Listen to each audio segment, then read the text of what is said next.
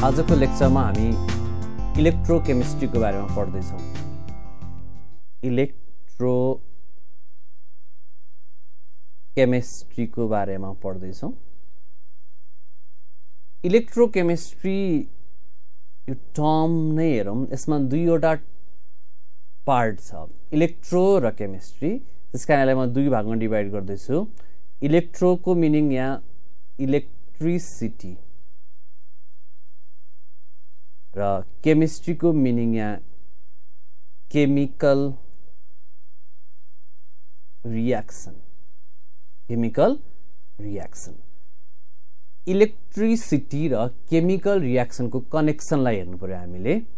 अब यहाँ एउटा क्वेशन, इलेक्ट्रिसिटीले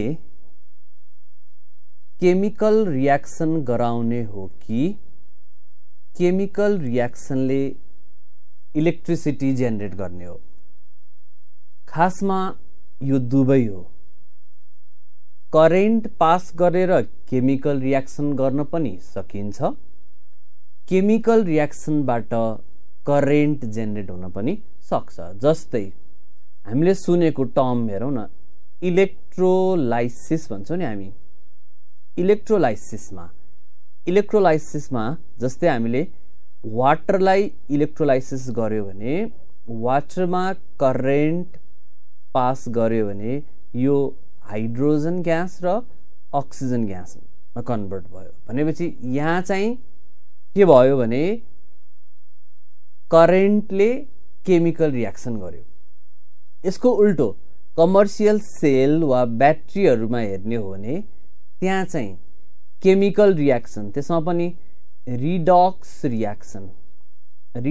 रिएक्सन भएर त्यसले करेन्ट जेनेरेट गर्छ। त्यसकारणले इलेक्ट्रोकेमिस्ट्रीमा इलेक्ट्रिसिटी र रिएक्सन इन्टरकनेक्टेड छ। त्यसकारणले इलेक्ट्रोकेमिस्ट्रीलाई डिफाइन कसरी गरेको छ भने, branch of chemistry which interconnect current and chemical reaction, अथवा branch of chemistry which interconnects electrical energy and chemical energy। यो कारणले इलेक्ट्रोकेमिस्ट्रीमा दुईवटा पार्ट हुन्छ है। इलेक्ट्रोकेमिस्ट्रीमा दुईवटा पार्ट हुन्छ। एउटा हुन्छ इलेक्ट्रोलाइटिक सेल र अर्को हुन्छ इलेक्ट्रोकेमिकल सेल। इलेक्ट्रोकेमिस्ट्रीलाई दुईटा भागमा डिभाइड गरेर चाहिँ यहाँनिर हामीले, एउटा इलेक्ट्रोलाइटिक सेल, अर्को इलेक्ट्रोकेमिकल सेल। इलेक्ट्रोलाइटिक सेलमा चाहिँ करेन्टले रिडक्स रिएक्सन गर्छ। एक्जाम्पल यसको एक्जाम्पल ग्रुपमा हामी कसलाई लिन सक्छौँ? यसको एक्जाम्पल ग्रुपमा हामी इलेक्ट्रोलाइसिसलाई लिन सक्छौँ। भने इलेक्ट्रोकेमिकल सेललाई चाहिँ हामी ग्याल्भानिक सेल भन्छौँ। ग्याल्भानिक सेलमा चाहिँ रिभर्स हुन्छ। यसमा चाहिँ रिडक्स रिएक्सन हुन्छ र त्यसबाट करेन्ट जेनेरेट हुन्छ। यसको एक्जाम्पल कमर्सियल सेल अथवा ब्याट्री हो। भनेपछि इलेक्ट्रोकेमिस्ट्रीमा इलेक्ट्रिकल इनर्जी र केमिकल इनर्जीको इन्टरकनेक्सन छ, जसले गर्दा यसलाई दुई भागमा डिभाइड गरियो। इलेक्ट्रोलाइटिक सेलमा करेन्टले रिडक्स रिएक्सन गराउँछ, इलेक्ट्रोकेमिकल सेलमा चाहिँ रिडक्स रिएक्सनबाट करेन्ट जेनेरेट हुन्छ। अब हामी यिनीहरूको बारेमा वन बाई वन पढ्दै जान्छौँ। अब हामी केही कमन टर्महरुको बारेमा डिस्कस गर्दैछौं। सबभन्दा पहिला इलेक्ट्रोलाइट्स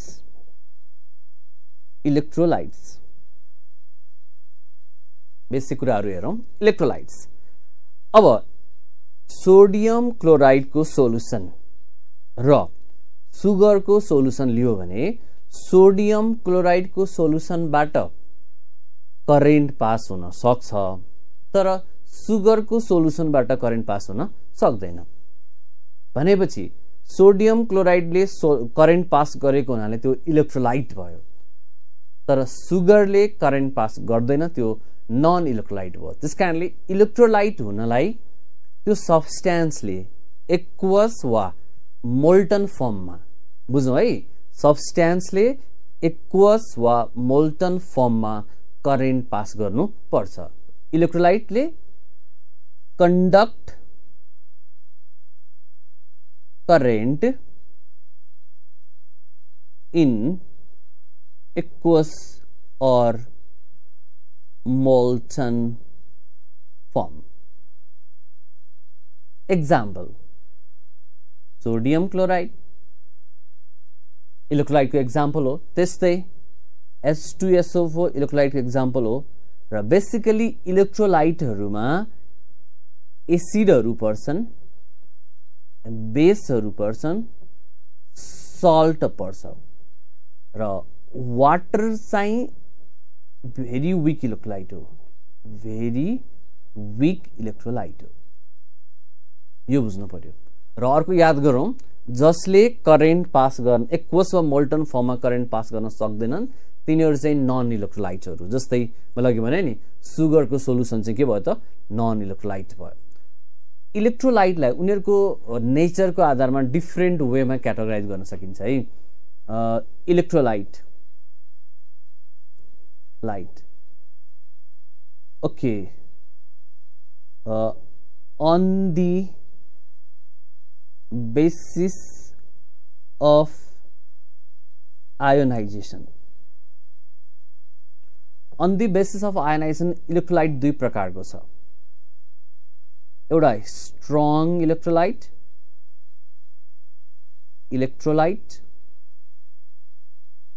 अर्को छ वीक इलेक्ट्रोलाइट।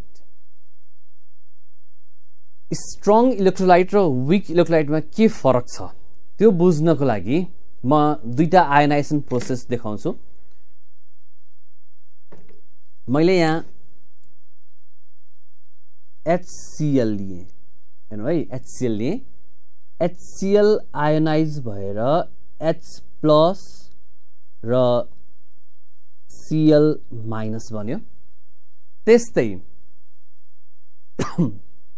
मैले CH3COOH यसलाई आयोनाइज गरेर CH3COO- र H+ बनाए। यो दुईटाको आयोनाइजेसनमा केही फरक देखिन्छ। जस्तै हेर्नुस्, HCl आयोनाइजमा मैले सिंगल एरो युज गरेँ, एसिटिक एसिडको आयोनाइजेसनमा डबल एरो युज गरेँ। यसको अर्थ के हो भने HCl मैले जति कुनै सोलुसनमा राख्छु नि त्यो सबै आयोनाइज भएको हुन्छ, कम्प्लिट आयोनाइजेसन भएको हुन्छ, उसले धेरै आयन फर्म गर्छ। त्यसकारणले HCl स्ट्रङ इलेक्ट्रोलाइटको एक्जाम्पल भयो, किनभने that can produce higher number of ion. तर एट सेम टाइम मैले एसिटिक एसिडमा डबल एरो युज गर्नुको अर्थ एसिटिक एसिड कम्प्लिटली आयनाइज हुन सकेको छैन, थोरै आयनाइज भइरहेको छ, उसले फर्म गरेको आयन कम छ। त्यसकारणले जुन इलेक्ट्रोलाइट्सहरु कम्प्लिटली आयनाइज हुन्छ तिनीहरु स्ट्रङ इलेक्ट्रोलाइट हो, जुन इलेक्ट्रोलाइटहरु पार्शियली आयनाइज हुन्छ तिनीहरु चाहिँ हामी के भन्छौं, वीक इलेक्ट्रोलाइट भन्छौं। त्यसकारणले अब हेरौं, स्ट्रङ इलेक्ट्रोलाइटमा हामीले के भन्न सक्छौं, complete ionisation in aqueous or molten phase,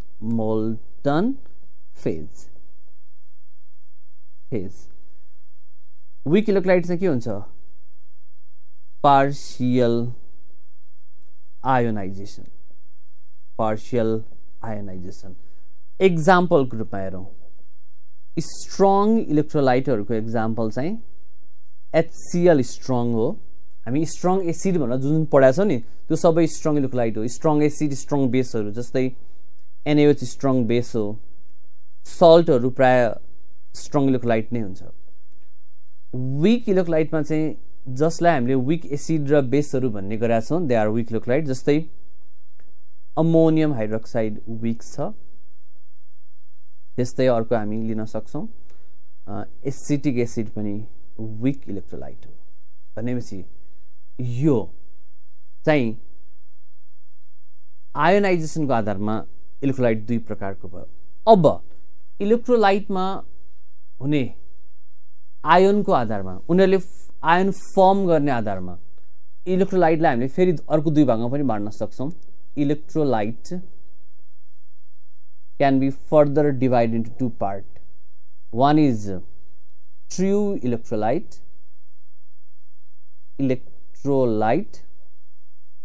and another one is potential electrolyte. True electrolyte र potential electrolyte. यसको लागि चाहिँ हामीले हेरौँ, ट्रू इलेक्ट्रोलाइट भनेको सोडियम क्लोराइड। हेरौँ है, सोडियम क्लोराइड आयोनिक कम्पाउन्ड हो।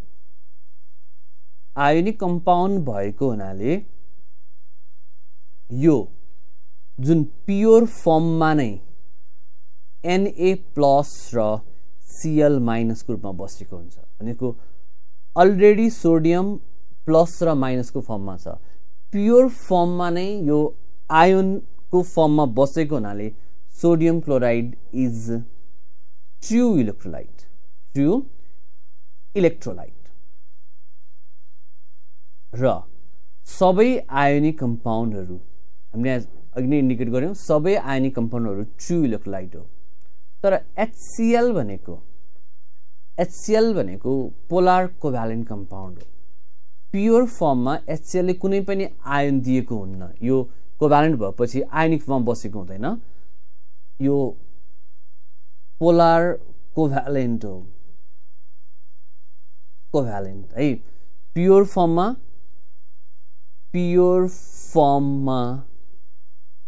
No ions.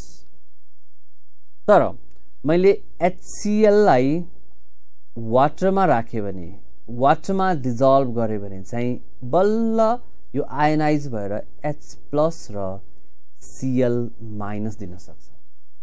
यसरी HCl ले वाटरमा डिजल्भ भएपछि मात्रै आयन फर्म गरेको हुनाले HCl लाई हामी के भन्छौँ त, पोटेन्शियल इलेक्ट्रोलाइट।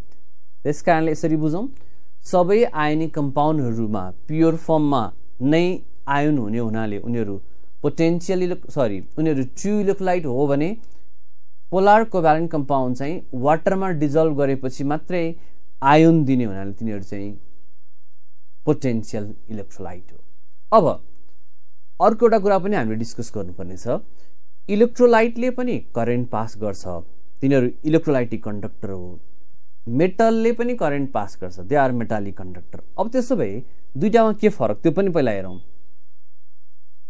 इलेक्ट्रोलाइटिक कन्डक्टर र मेटालिक कन्डक्टर। इलेक्ट्रोलाइटिक कन्डक्टर र मेटालिक कन्डक्टरमा फरक हेरौँ। इलेक्ट्रोलाइटिक कन्डक्टरमा चाहिँ करेन्ट पास गर्ने काम आयोन्सले गर्छ। Ions are responsible to pass current. तर मेटालिक कन्डक्टरमा चाहिँ के हुन्छ भने उनीहरूमा फ्री इलेक्ट्रोन हुन्छ। Electrons are responsible to pass current. हामीले मेटालिक बोन्ड पढ्दा नै भने हुन्छौँ, मेटालिक बोन्डले गर्दा मेटलहरूमा फ्री इलेक्ट्रोनहरू हुन्छ, त्यो फ्री इलेक्ट्रोनहरू मुभ भएर करेन्ट पास हुने हो।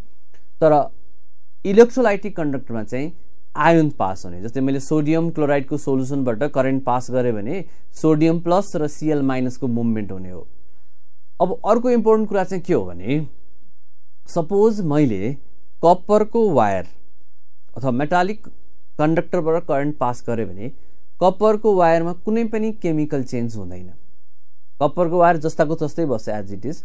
तर त्यही कुरा मैले कपर सल्फेटको सोलुसनबाट वा सोडियम क्लोराइडको सोलुसनबाट करेन्ट पास गरे भने त्यहाँनेरि केमिकल चेन्ज आउँछ। सोडियम क्लोराइड आफू डिकम्पोज भएर जान्छ। त्यसकारणले यसमा अर्को फरक के छ भने there is physical and chemical change. Main चाहिँ केमिकल चेन्ज हुन्छ।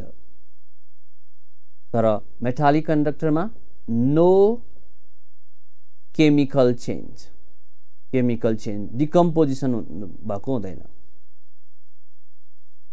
नर्मल्ली टेम्परेचरको इफेक्ट पनि अलिक फरक हुन्छ। मेटलमा चाहिँ के हुन्छ, टेम्परेचर बढ्दा रेजिस्टेन्स बढ्छ, त्यसकारणले कन्डक्टिभिटी घट्छ। Decrease in conductivity due to increase in temperature। अब इलेक्ट्रोलाइटिक कन्डक्टरमा अलिक फरक हुन्छ। टेम्परेचर बढ्दा नर्मल्ली आयोनाइजेसनको रेट बढ्छ र आयोनाइजेसनको रेट बढ्दा त्यसले बनाउने आयनको नम्बर बढ्छ र कन्डक्टिभिटी बढ्छ। increase in conductivity।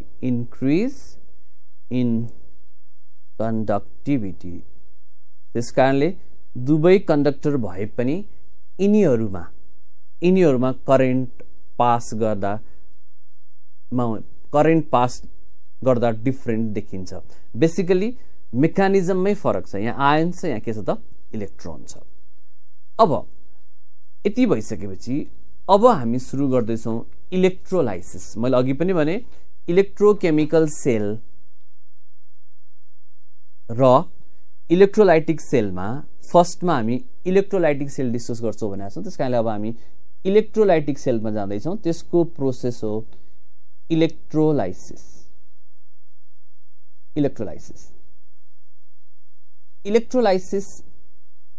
चाहिँ इलेक्ट्रोलाइटिक सेलको प्रोसेस हो है। यसलाई डिफाइन गरौँ न। पहिला एक्जाम्पलबाट हेरौँ न। मैले H2O नै लिएँ ल, हो यो एसिडिफाइड वाटर छ, acidified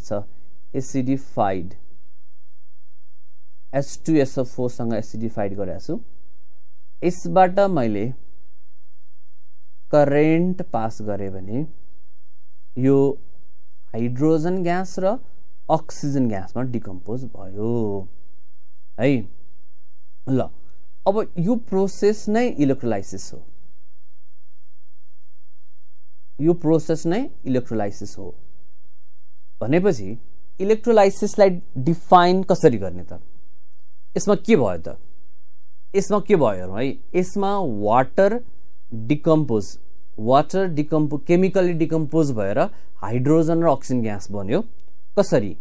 by passing current through it's solution. त्यसकारणले इलेक्ट्रोलाइसिस भनेको चाहिँ प्रोसेस अफ केमिकल